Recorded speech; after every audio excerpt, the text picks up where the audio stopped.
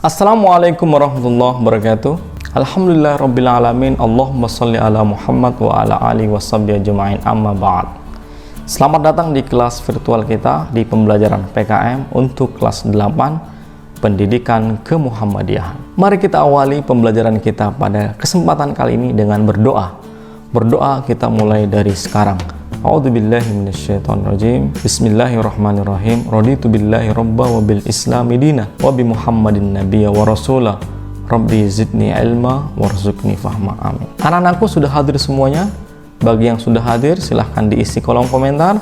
Jangan lupa tulis nama dan kelasnya, lalu katakan hadir. Bagi anak-anakku yang sakit, mari kita doakan semoga Allah segera menyembuhkannya dan bisa kembali belajar seperti semula. Materi kita pada kesempatan kali ini, Pendidikan Kemuhammadiyahan kelas 8 di bab yang kedua, yaitu Muhammadiyah sebagai gerakan dakwah. Anak-anakku semuanya, pada pembelajaran di bab yang pertama, yaitu Muhammadiyah sebagai gerakan Islam. Masih ingat semuanya? Kalau lupa, jangan lupa lihat kembali dan bisa dipelajari ulang. Pada kesempatan kali ini, sebelum kita memulai pembelajaran, Pak Guru akan menyampaikan kompetensi yang akan kita raih. Yang pertama, peserta didik mampu menjelaskan Muhammadiyah sebagai gerakan dakwah. Yang kedua, peserta didik mampu menjelaskan sasaran dakwah Muhammadiyah. Yang ketiga, peserta didik mampu menjelaskan prinsip-prinsip dakwah Muhammadiyah.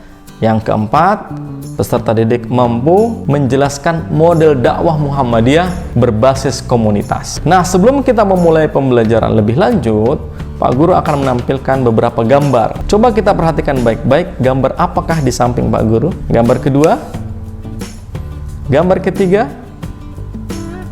gambar keempat. Pertanyaannya adalah, keempat gambar tersebut manakah yang merupakan aktivitas dakwah? Ayo, apakah keempat gambar tersebut bisa dikatakan sebagai aktivitas dakwah? Untuk menjawab pertanyaan itu, mari kita lanjutkan pembelajaran kita. Anak-anakku semuanya, apa sebenarnya arti dakwah? Dakwah berasal dari bahasa Arab, yaitu da'a yad'u dakwatan, yang berarti seruan, ajakan, atau panggilan. Secara istilah, dakwah adalah menyampaikan ajaran Islam melalui berbagai media, baik itu tulisan, lisan, karya, dan lain sebagainya. Dan dakwah menjadi penerus kerisalahan Rasulullah Shallallahu Alaihi Wasallam. Sebagaimana Allah perintahkan dalam Al-Quran, surah Ali Imran ayat 110. Kuntum khairu ummah ukhrijat linnas ta'muruna bil ma'ruf wa tanhauna 'anil munkar wa tu'minuna billah. Sesungguhnya kalian adalah umat yang terbaik yang dikeluarkan untuk manusia, mengajak kepada kebaikan, amar ma'ruf, wa tanhauna 'anil munkar, kalian mencegah dari kemungkaran, wa tu'minuna billah, dan kalian beriman kepada Allah Subhanahu wa taala. Jadi dakwah adalah perintah dari Allah Subhanahu wa taala untuk kita semuanya. Maka ajaran Islam ini harus disampaikan agar dia menjadi rahmat bagi semesta alam. Sebagaimana Allah katakan, wa ma arsalnaka illa rahmatan lil alamin. Sesungguhnya Nabi diutus untuk rahmat kebaikan bagi semesta alam. Namun cara berdakwah, cara menyampaikan kebaikan dan kedamaian Islam harus dengan hikmah dan penuh dengan nasihat yang baik. Sebagaimana Allah firmankan, ud'u ila sabili rabbika bil hikmati wal mau'izatil hasanah wajadilhum billati hiya ahsan. Dan jikapun harus berdebat, maka berdebatlah dengan cara yang baik. Nah, anak-anakku semuanya, sekarang kita akan mempelajari tentang sasaran dakwah Muhammadiyah. Di dalam kepribadian Muhammadiyah disebutkan bahwa sasaran dakwah Muhammadiyah dibagi dua. Yang pertama perseorangan, dan yang kedua masyarakat. Perseorangan dibagi menjadi dua. Yang pertama, yang sudah beragama Islam atau dikenal dengan istilah umat ijabah, dan yang belum beragama Islam yang dikenal dengan istilah umat dakwah. Bagi yang sudah beragama Islam, maka dakwah Muhammadiyah bersifat pembinaan, peningkatan ibadah sesuai dengan yang diajarkan oleh Rasulullah dan peningkatan ketaatan kepada Allah. Sementara yang belum beragama Islam bersifat ajakan atau seruan untuk menerima keberadaan agama Islam. Sementara dakwah kepada masyarakat bersifat pembinaan, perbaikan, bimbingan, dan peringatan. Selanjutnya kita akan mempelajari prinsip dakwah Muhammadiyah. Apa arti prinsip? Prinsip adalah asas dasar, landasan berpikir dan bertindak dan sebagainya. Maka di dalam berdakwah Muhammadiyah harus memperhatikan kondisi sasaran dakwahnya, seperti kondisi sosial, kondisi ekonomi, dan juga psikologisnya, agar dakwah ini menjadi tepat sasaran dan mudah diterima. Dakwah Muhammadiyah juga harus bertahap sebagaimana yang dicontohkan oleh Rasulullah SAW, sehingga dakwah ini membutuhkan energi yang besar, kesabaran yang tinggi, ketelitian, dan keikhlasan yang luas. Dalam berdakwah, Muhammadiyah harus memahami manusia sebagai makhluk budaya yang dimana terdapat adat, kebiasaan, norma, simbol yang berlaku di dalam masyarakat tersebut. Dakwah yang dilakukan oleh Muhammadiyah adalah dakwah komunitas atau kelompok-kelompok sosial tertentu. Apa itu dakwah komunitas? Kita akan bahas setelah ini. Namun, yang perlu difahami bahwa Muhammadiyah merumuskan prinsip-prinsip di dalam berdakwah. Apa saja prinsip dakwah komunitas itu? Yang pertama, mampu menerjemahkan pesan dan misi dakwah, pencerahan dengan menyesuaikan sasaran dakwah yang dituju. Mampu memahami dan memetakan komunitas secara lengkap. Mampu mengorganisasi dan menggerakkan komunitas. Yang keempat, mampu berinteraksi dan berkomunikasi sesuai dengan karakteristik komunitas.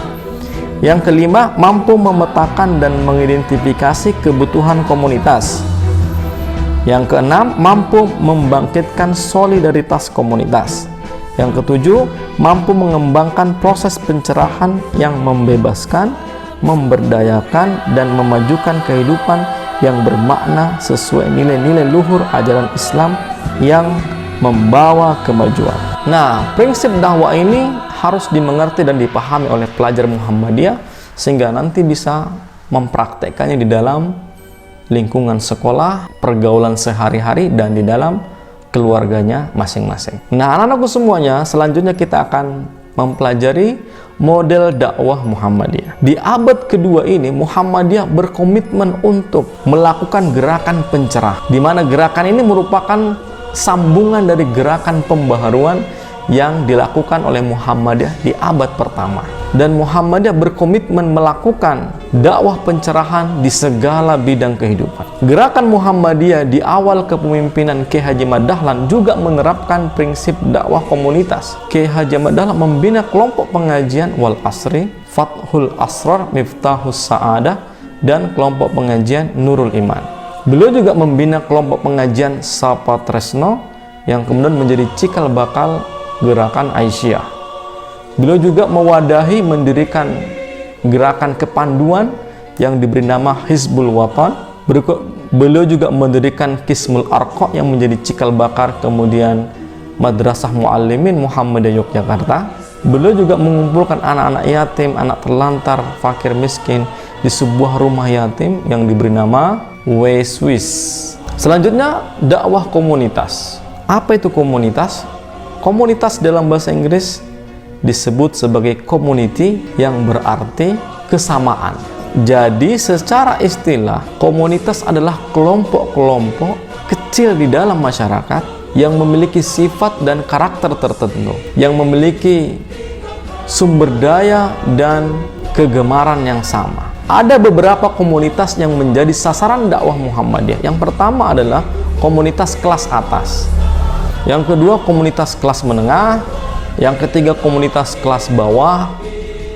Yang keempat, komunitas kelompok marginal. Yang kelima, komunitas virtual.